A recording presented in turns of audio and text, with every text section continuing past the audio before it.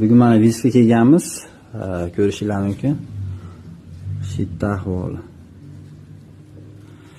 Yana qaytaraman, elektrik ishida ekonom qilib bo'lmaydi. Elektriki xatoda ekonom qilishni kechirmaydi. Mana ahvolni ko'ryapsizlar.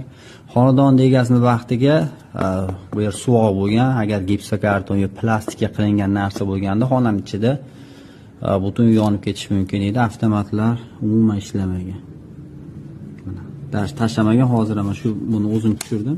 Ko'tarilib o'tiruvdi. Oqib yopishib ketgan. Buni chiqarib olib boshqatdan akkuratlik qilib yig'ib beramiz. Biz yig'ib oldik, xudo xolasa.